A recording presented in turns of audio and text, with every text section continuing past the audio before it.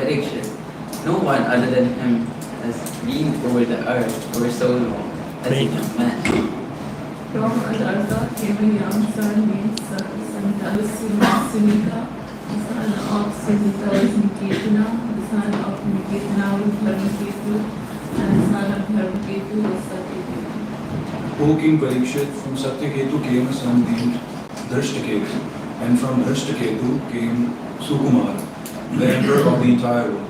From Sukumar came a son named Vitihotra, and from Vitihotra, Bhargava, and from Bhargava, Bhargabhumi. Maharaj Parikshit, all of these kings were descendants of Kashyap, and they could also be called descendants of Kshatrava. The son of Prabha was Prabhashan. From Prabhasha came Gambhira, and from Gambhira came a son named Akhiya. The son of Akrira was known as Brahmavid. O king, now hear about the descendants of Anena. From Anena came a son named Shudha, and his son was Suchi. The son of Shuchi was Dharma Sarathi, also called Chitravid. From Chitravid was born a son named Shantaraj, a self-realized soul who performed all kinds of Vedic ritualistic ceremonies and therefore did not beget any progeny. The sons of Raji were 500 and all very powerful. On the request of demigods, Raji killed the demons and thus returned the kingdom of heaven to Lord Indra. But Indra, fearing such demons as Prahlad, returned the kingdom of heaven to Raji and surrendered himself at Raji's lotus feet. Upon Raji's death, Indra begged Raji's sons for the return of heavenly plan. They didn't return. However, although they agreed to return Indra's shares, nature is still servants. Thereafter, Brihaspati, the spiritual master of the demigods, offered oblations in the fire so that the sons of Raji would fall from moral principles. When they fell, Lord Indra killed them easily because of their degradation. Not a single one of them remained alive.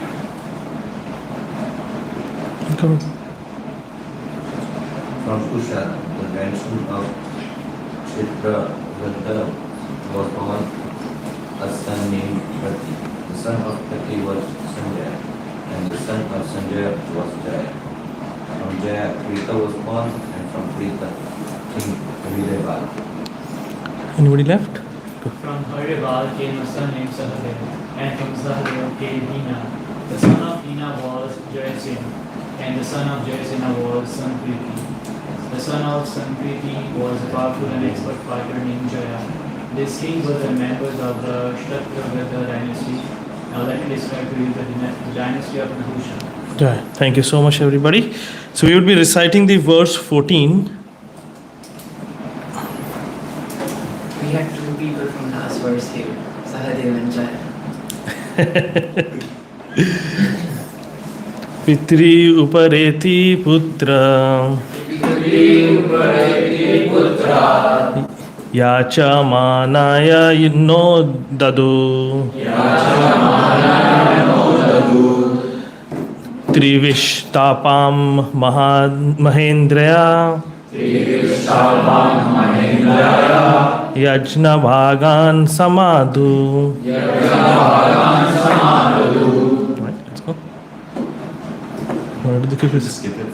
Okay, let's do that then. All right, I'll go to the translation straight, and the purport is pretty small. I'll go back to the chapter index. So, when I was reading this chapter, right, there were a lot of questions and thought processes that started coming in my mind, and I'll just try and share that. There's not much that I can speak because I'm not too learned, anyways, in these subject matters. But there are a lot that I could start thinking about and then start reflecting on what Srila Prabhupada has taught us overall, right? So first thing that comes to my mind is, we're talking about the dynasties of son Puruva, right? Of the sons of Puruva. And why are we doing that? Like this entire chapter we just read, and we are reading names and names and names.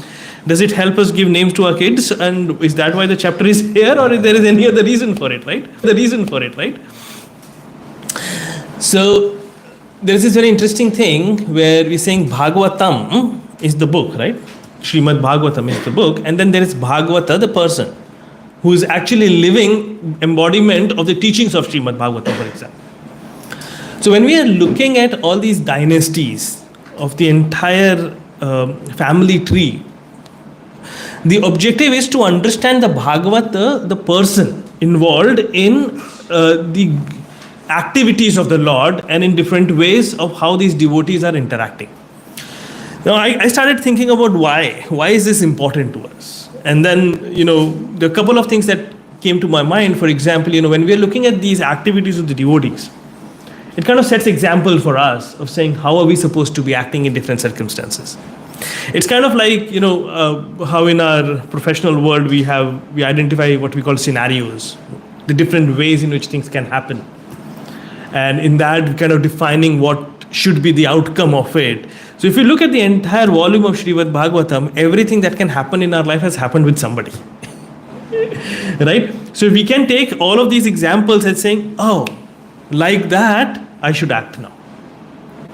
So it sets example for us, and it does not only just sets examples for us, it also sets an example in terms of saying that, oh, I am the son of somebody or a daughter of somebody, and I'm the father or a mother of somebody, and so on. We're kind of contextualizing our situation and kind of saying, I'm a son of a devotee, or I'm a son of a non-devotee, and so on and so forth. And because of that, we start rationalizing our situation.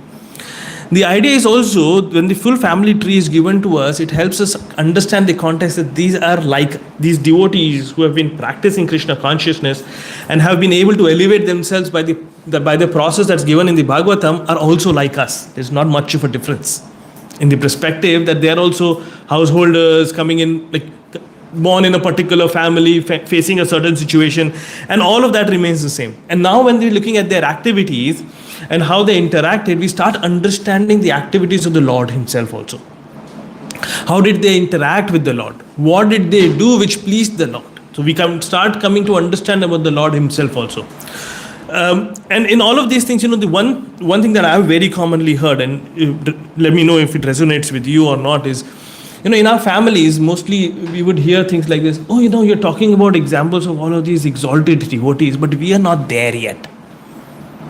So what you're talking of practices for them or what they achieved, don't even talk about all of those practices and sadhanas and achieving the results in our context, because we are not there. But when we read these entire family trees, the entire context, we kind of understand that there is not much of a difference. We can be there if we follow the same path that they have followed. There's not much of a difference. The starting point is the same. That's kind of why I think these have been talked about over here. Now, jumping on to the other aspect in the verses around 13, 14 and 15, right? We're kind of seeing Lord Indra. Lord Indra loses the heavenly kingdoms once again. I'm sure, at some point, even Krishna would be like, oh man, not again. Right? So I kind of, then it did start a thought process in my mind, right? And it kind of came to a particular conclusion. So why is Indra coming into this position again and again of difficulty? Why is he losing the kingdom again and again? What is happening over here? Right? And all of these things kind of brings up to a lot of interesting facts over here. Even if Lord Indra, the king of the heavens and the king of all the demigods, he's done a lot of austerities to come to his particular position. But he is still, in some aspect, being driven by sense gratification. Is it not? I want to enjoy. Right? So when you're doing sense gratification, you will be having karmic reactions for sure. Till when we don't come to the state of akarma, when we are doing activities for Krishna, there will be karmic reactions. So why are we surprised when we look at Indra facing the karmic reactions of himself? And we can also understand from the perspective that yes, the others who are trying to rule over and take up the heavenly planets from Indra are also driven by sense gratification, which also helps us to reflect on the fact that if everybody in the society is driven by sense gratification, then there cannot be peace in the society. How can there be peace? It's like Bhoktaram Yajanatapasam Sarvaloka Maheshwaram Suhidam Sarva Bhutanam Gyatva Mam Shantim Richati. very clear thing. Till when you don't understand that the Bhoktaram Yajana Tapasam, Sarva Loka Maheshwaram, that's Krishna, that the proprietor of everything, the benefactor of all sacrifices, yajanas, austerities, whatever you're doing is all for Krishna. The heavenly planets, the lower planets, whatever we have is ultimately for Krishna. Only then can there be peace. Now, what are we talking about in terms of wars between countries?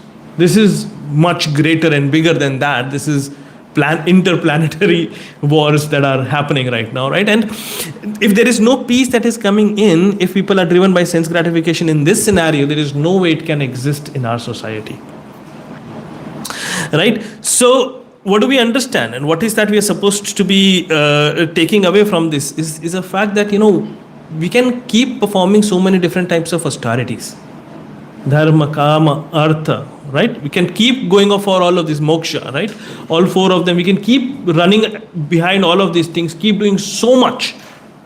I'm going to do all of these tapasyas. I'm going to earn so much. I'm going to become the most beautiful person. I'm going to become the strongest person. Whatever we keep driving ourselves with, we will not be able to get out of the cycle of miseries.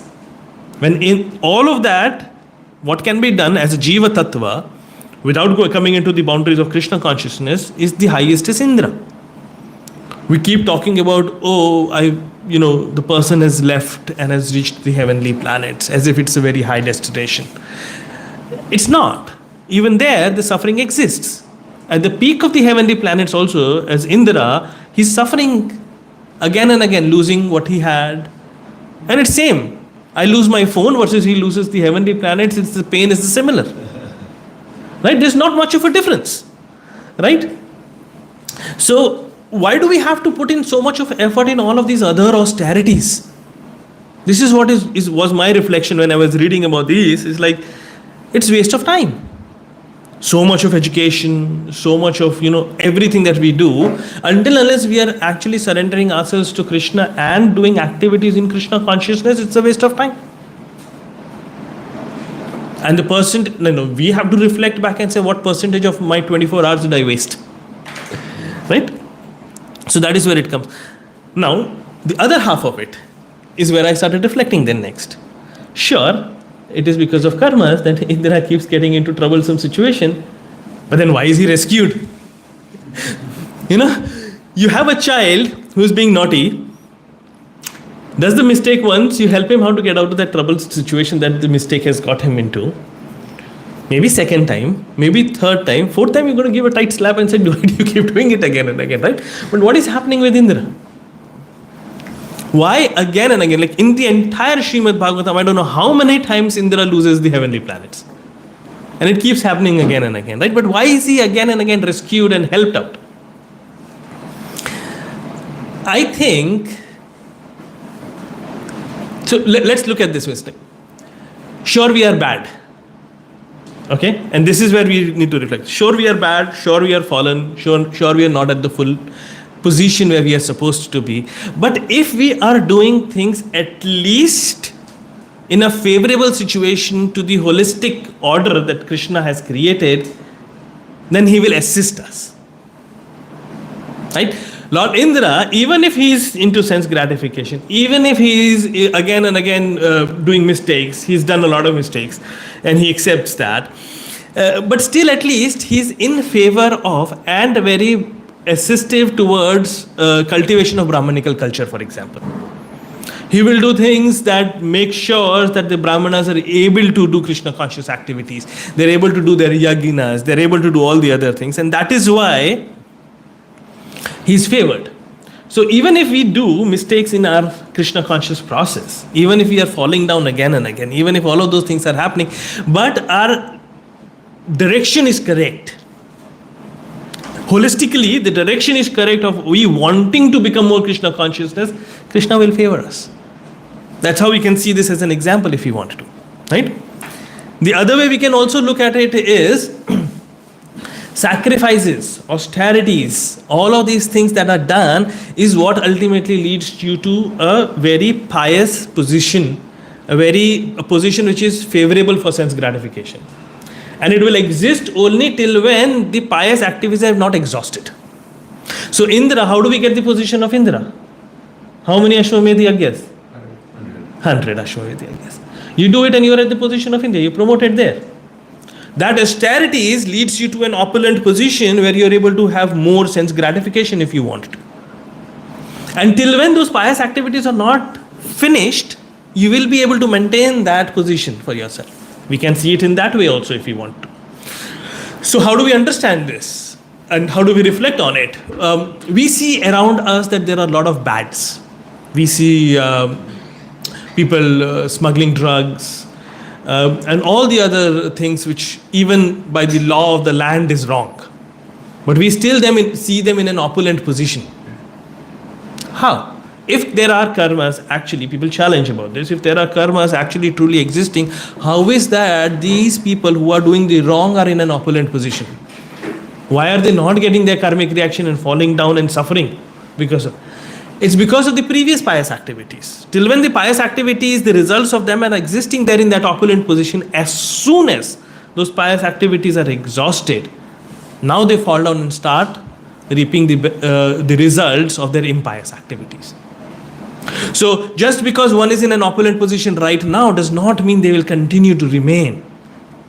Just because we are thinking, which also brings back a reflection in saying, what are all these different type of philanthropic activities that we try and do. Okay, I'll open a hospital, I will do this, what is the result of that? It will lead us to an opulent position for some time only. Srila Prabhupada, there's so many places have mentioned this. You've been able to elevate yourself to the heavenly planets, you'll be there for some time and then you'll fall down. What's the benefit? When you take a flight, let's say for example you're doing Dham Yatra to India, you have to do a lot of effort to be able to get that business class. Right? Very opulent, very nice. Right? Till when the office is paying for it, it's good. When you start paying for it, you feel the pain. How do we justify saying, I don't need a business class, I don't need to kind of spend that money? I said, come on, 14 hours, 15 hours, 18 hours, whatever, I'll manage. Right? I'm not going to spend 1 year of hard work and saving to be able to get 16 hours of luxury. That's how we justify. Look at it in the same way. Heavenly planets, very nice. There is misery still over there. How much effort did we put in to get to that stage? Each Ashwamedha Yagya takes so much of resources, so much of effort. We've read about that in the Bhagavatam, doing 100 of them.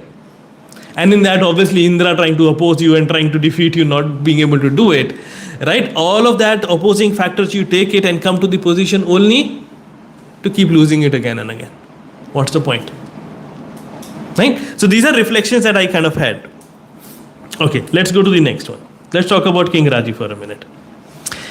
King Raji, over here it's said that, his activities, is, I think it's what?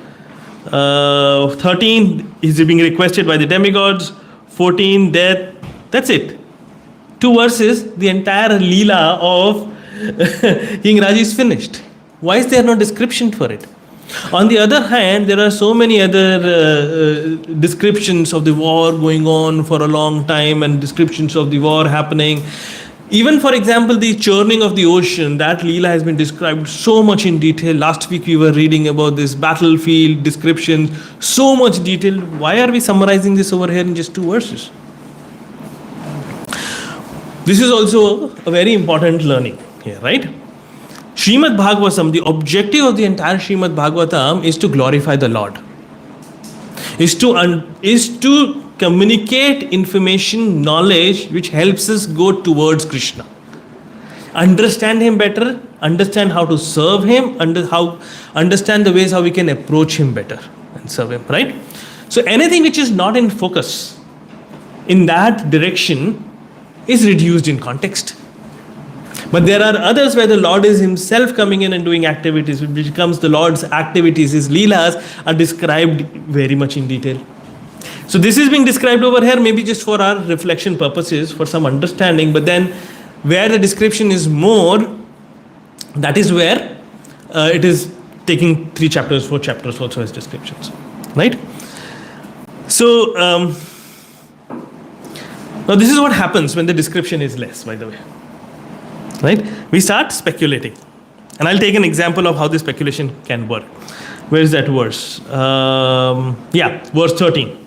On the request of the demigods, Raji killed the demons and thus returned the kingdom to the heavens of Lord, the kingdom of heaven to Lord Indra. But Indra, fearing such demons as Prahlad, returned the kingdom of heaven to Raji. Sorry, something on the screen. So, over here it says that Indra was fearful of Prahlad. Now we can start spinning out of control here for a second. Why is Prahlad Maharaj being mentioned over here? He's a devotee. Why is Indra being scared of him? Oh, you know what? The Leela of Prahlad happened when Hiranyakashipu was there. Oh yeah, maybe you know what? This is happening at the time when Prahlad's mother was kidnapped out of fear of Prahlad. And but Hiranyakashipu was not lost. He never lost. He was the lord of the three planetary systems. And so on and so on. You can spiral out of control completely. Right? These are speculations. These are not being mentioned anywhere in the scriptures, have not been revealed to us by the authorized bona fide acharyas to us. So, one thing that we have to understand is the fact that, we are not munis. Do you know what is the definition of a muni that Srila Prabhupada has given? Anybody? Who is a muni? Different philosophy than other munis. Correct. So the concept of a muni is that you're able to spiral out all of these thought processes, different combinations of things. What if this is, why is this? And all of these thought chain, we create a mind map. It's kind of like a mind map going in from your mind, all of these different combinations of thought processes. And a muni is actually a muni if his thought process and chain of thoughts is absolutely unique, not equal to any other. We are not munis.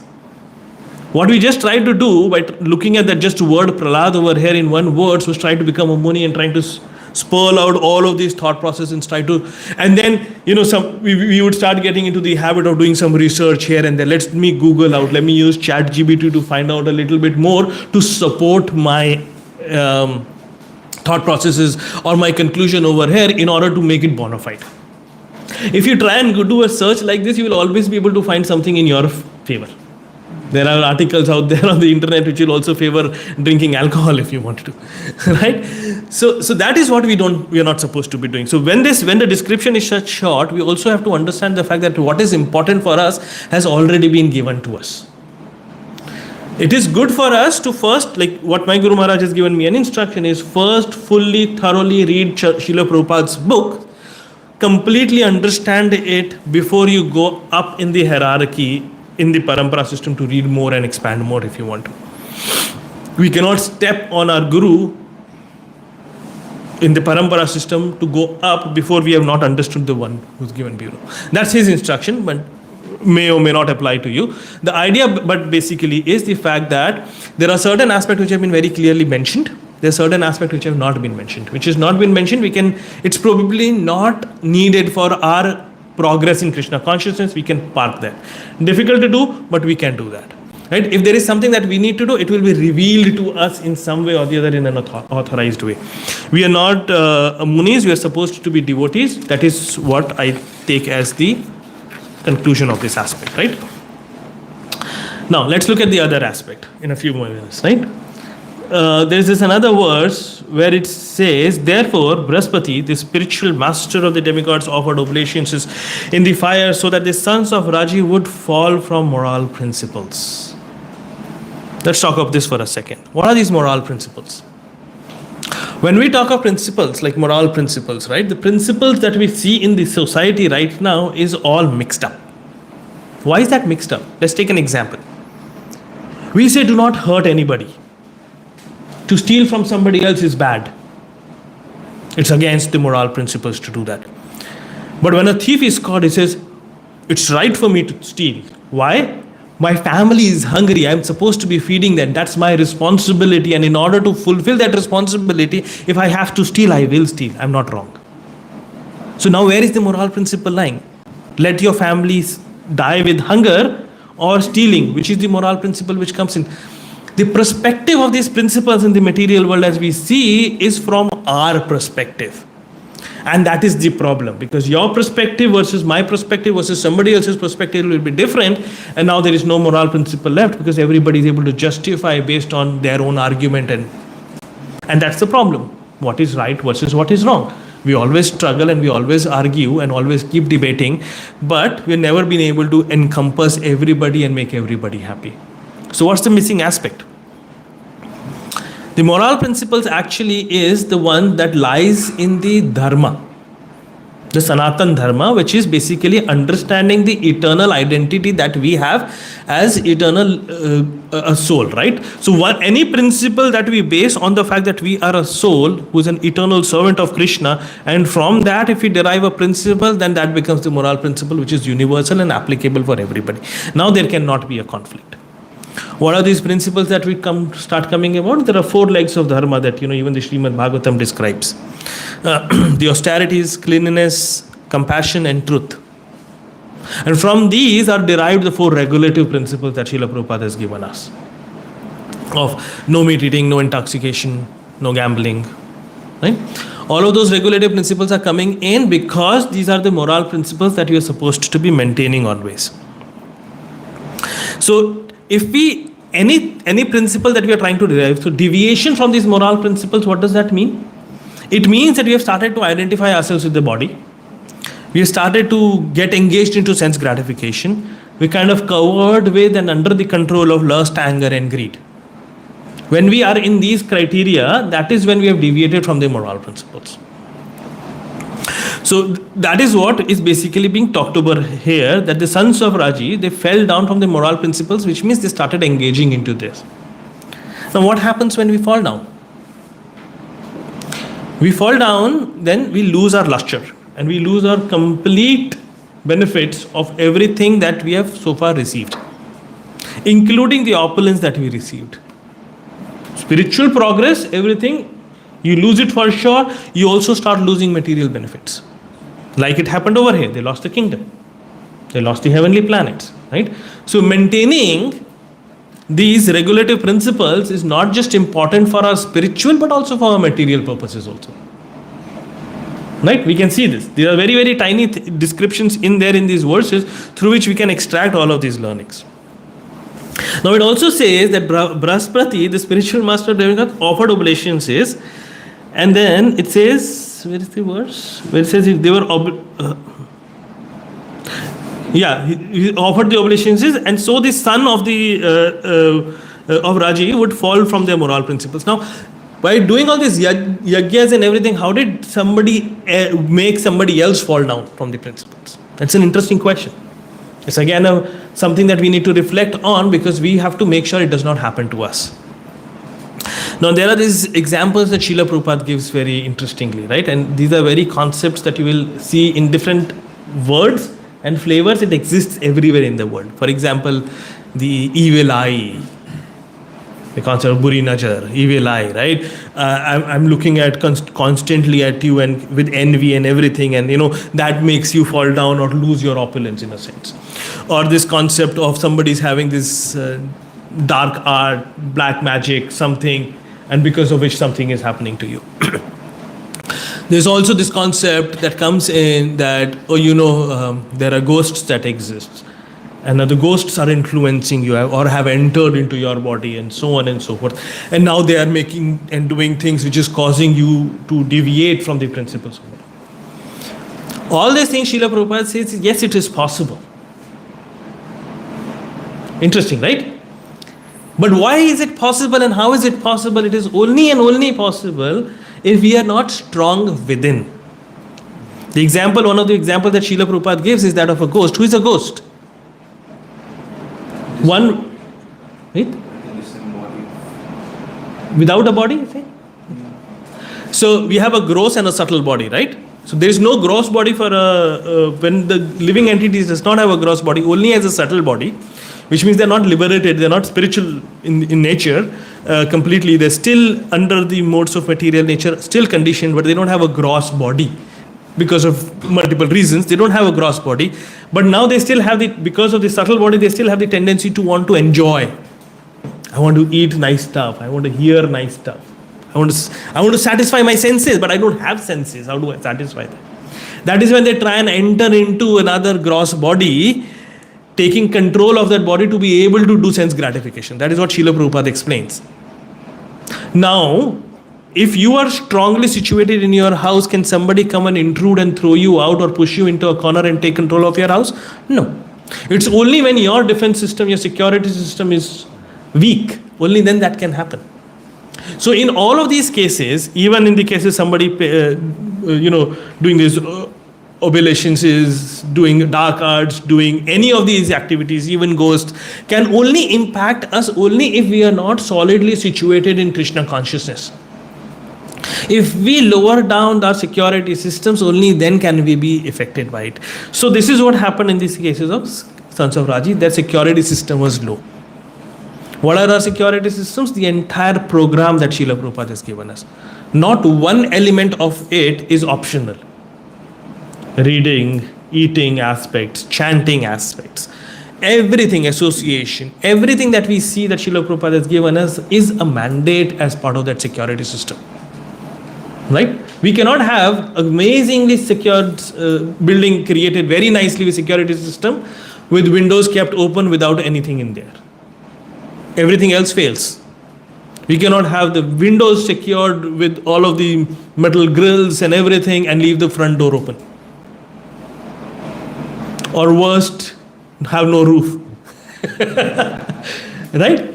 So that's the entire security system is this full 3D system that Srila Prabhupada has given us. Every aspect is important. And every aspect needs to be given equal importance. Right? So that is what happens.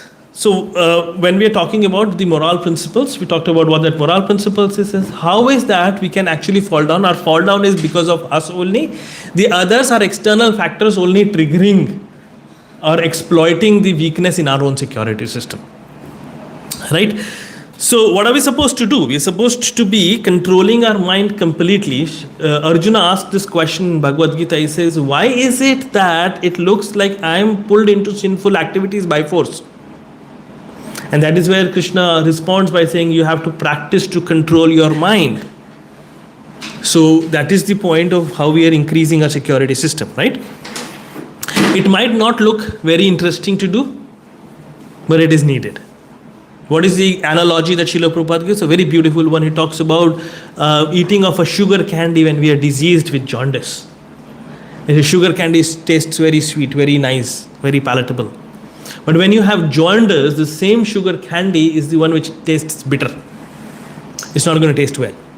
But if you keep having it over the period of time, your jaundice is going to get cured and you will be able to relish the sweet taste of the sugar candy. So it's the same with Krishna conscious principles also. When we start doing Krishna conscious principles, having to wake up early, having to chant 16 rounds, I wish I could watch a movie, something, right? Everybody has their own trouble, right? Our own struggle. In each of these struggles, it feels like, oh no, what are we trying to do in our life? We're trying to restrict ourselves, we're not having fun. But that's like the bitter taste of sugar candy because of the jaundice that we have. If we give it time, if we be patient, if we be consistent, then we will always be able to get to the point where we can taste the nectar and be relieved of our diseases. So that's the effect of all of these fall downs that we talked about, deviating from moral principles. We'll come to a point where we'll lose our opulences, we'll lose our luster, but being consistent in these services is what helps us. Now, one question, that my final question, the thought process over here was, we're talking about fall downs, we're talking about deviations, we're talking about leaving the moral principles. What is not categorized as fall downs? We will make mistakes, we're just talking about that, right? So what is a fall down versus what is not a fall down? So there's this concept, I'll take it from the financial world for a second, right, as an example. There's something that is called a credit rating. Anybody knows about that? There's AAA, AA credit ratings, right? Any financial institution, it could be a government, it could be a corporate, it could be any of these agencies who are given a rating. They're saying, we know for 99% for sure you will not default in giving back the money that we give you. That's called a credit rating. If the credit rating is lower, say a double B or something, it kind of indicates something like saying 75% probability that you will give the money back, 25% probability you will not be able to do it. Right? That's our credit score also as an individual. So one is called a rating. Right? Where are we currently positioned? Am I with my credit scores at 400s, 300s, 200s? Where am I? That is my current position. But then there is second term called the outlook. Is the outlook positive, negative, or neutral? Which means I am here, but where am I tending towards? Am I going upwards or am I going downwards? The temperature is 22 degrees. It makes a lot of sense, understood. But it's 22 and getting warmer, or it's 22 and getting colder. The experience of 22, depending on if you're experiencing it while the temperatures are going up or while the temperatures are going down, is going to be different. So why am I giving this as an example is because it is the same for us in Krishna consciousness also.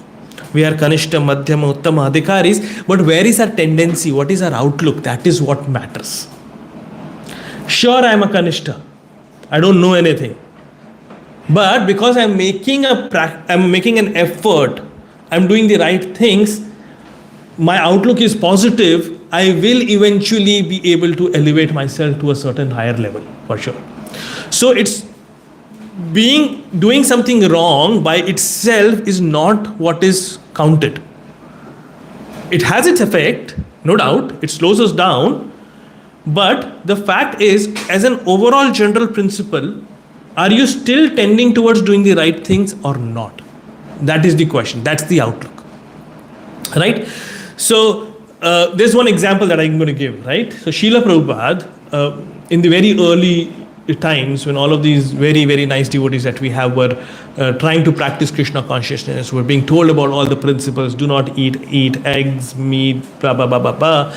They're all trying to do very nicely. So now one press reporter comes to Srila Prabhupada and he's talking to Srila Prabhupada about what are the things that one should be doing for spiritual progress, etc. And Srila Prabhupada is listing down things, follow the 4 regulative principles, etc., always chant. And he's explaining very nicely. And the reporter says, now I've caught you. You know what? You're talking about all of these things, but all your disciples go around the corner and they're eating donuts right now. Srila Prabhupada is not surprised, he knew it. He says, but they're trying. That was the difference. Yes, they're doing it, but they're trying. So Srila Prabhupada was merciful to all of his disciples even when they were trying. So that's the outlook. But there's a caveat, there are terms and conditions, the final point. The final terms and conditions is that we are talking about these mercies of amazing devotees like Srila Prabhupada saying, they are trying, I will still give them support, I will still be there with them to help them through the journey, I will still pull them out. And that's our process also. And we talk about these very, very amazing examples like Ajamil, did the most sinful things in his life, he fell down, but just one utterance of the holy name of the Lord and he was delivered. So I'll do that. These are causeless mercies. These are exceptions. This is not going to happen to everybody. We also have to understand 2 things, right? That when we said that little fall downs, mistakes is going to happen, we're supposed to be, as I said, have a positive outlook saying, how do I do better tomorrow than what I did today? It also means that we are not relying on that causeless mercy that someday, somewhere, something will happen, a miracle is going to happen and then I will become a pure devotee. No, the effort has to be put in. Even in the case of Ajamil, now Srila Prabhupada has this very small book called Second Chance. If you read that, Srila Prabhupada has talked about it very nicely in there. He's saying, Ajamil, yes, he did get the causeless mercy, but his mercy was to get the second chance. Just because he uttered the name of Narayan at the time of his death did not mean he got liberated. Read the descriptions in Bhagavatam very carefully. Read the description of what happens to Dhruv Maharaj, the description at the time of his death versus the description that is there at the time of Ajamil. Dhruv Maharaj, there's an arrow, the plane that comes in, takes him and his mother and goes. Ajamil, it talks in the very next verse that he got the chance, he got the enlightenment again to realize his mistakes and he started practicing Krishna consciousness and that is how he got liberated. So if we keep thinking, oh yeah, fine, mistakes happen, fall downs happen, it's okay, it's okay, it's okay. It's okay only till when, as an average overall, we have a positive outlook. And that gives us the second chance of being able to overcome or gives us time to overcome our mistakes. But we cannot keep relying on these causeless mercies by Krishna or the devotees or by your guru to be able to just overnight do something magic and help you get rid of these problems. We have to practice towards it. So with that, I'll stop. Any comments, questions, anything? Wow. Yes, Prabhu. So, in the beginning, we were talking like how there will be peace if we engage in Krishna's service, right? Yeah. But I have seen like even if we engage in Krishna service, there is some amount of distress. Why is that? That's part of the process. Srila Prabhupada in one of the places explains this very nicely, and he says, when you take up the process of Krishna consciousness, you declare war against Maya. And Maya does not want to be defeated in the war, right? She's going to make sure that you're still she's doing her service well, right? So you're going uphill right now with the war against Maya, but at a point where you've been able to sincerely prove yourself against Maya that I am sincere to become Krishna's devotee, that's when all of a sudden she leaves. There has to be a test before Maya leaves you. You can take it in that ways. Or you can take it in the ways that irrespective of the fact that our gurus, the entire parampara system has taken most of the karmic reactions, they leave a little token to keep reminding us. If you deviate from the path, you know where you are going. They leave a slight token. So as devotees, we are supposed to be very merciful and thinking, oh no, our suffering is just a small percentage of what I deserve because of my previous karmas. That's the attitude. So those are all part of the plan. Why is there a lot of pain when you start picking up a new skill set? When you start playing a guitar or anything, a mridanga, right? Your hands are swollen, right? When you started, right? Why is there pain? Because that's just the initial test of your perseverance. If you pass it, you're good. Does that help? Somebody here, yes, so. Thank you for class and I will see. Okay. My question is that here you mentioned like Sridhar Goswami mentioned Prahlad Maharaj is given as Prahlad, and the second question is why Dharmadri is mentioned here, but we heard in the 8th canto that he was appeared from the churning of the ocean. So he was present before also. So that is where we get into the realm of speculation, right? So that is what we talked about. We'll try and avoid because so there are a couple of things here, right? For us to be able to try and tie the chronologically what is the event happening is impossible. Why? Because the activities are happening across in different universes. It happens again and again. One. And it's happening across different planetary systems. The time concept works different, even if you talk about the material. There are so many factors that come in because of which we cannot perceive these things. So we have to accept it in the way that the Acharyas has given us and to the extent that the Acharyas has given us. Once we keep fully surrendering, there will be more realization that will come in automatically, and that is how we will realize it. So unfortunately, I will not be answering that question because it goes into the realm of speculations. Thank you. And about the Vimanas body, I should also mention Prahlad Maharaj is demon. So he's mentioned as demon because he was born in a demoniac family. So it's like the family, what's it called? The family title. Let's put it that way. And in that way, he was born in the family of demons. And again, that's why he was, and you have to understand the context over here is, Indra is getting afraid that a demon, he's looking at Prahlad as a demon, that the demon will come and take away my kingdom. That's also one more reason, right? Because Indra at this point does not realize that he's a devotee probably. Probably he realizes it afterwards.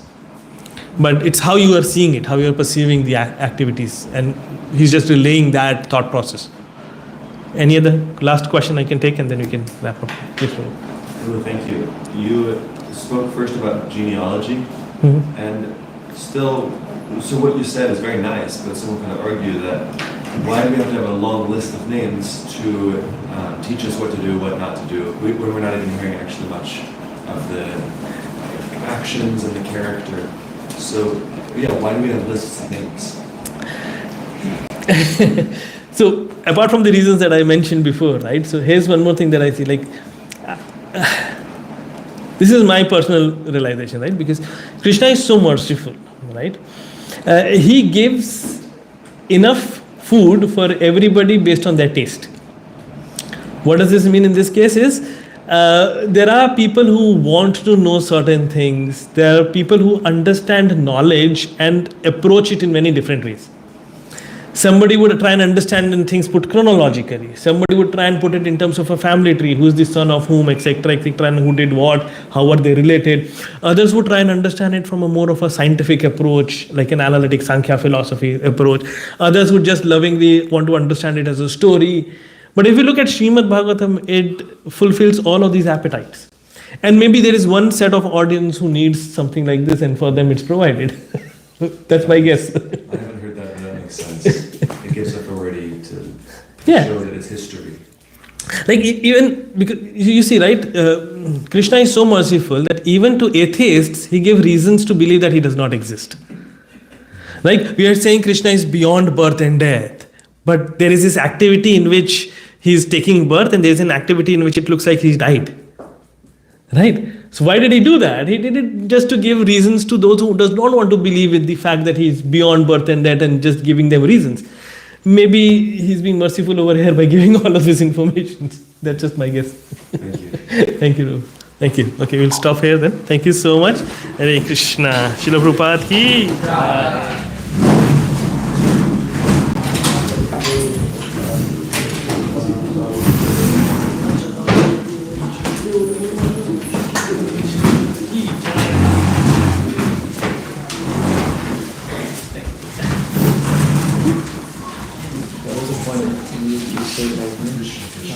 Because of that we keep falling down from our spiritual path. And being in consciousness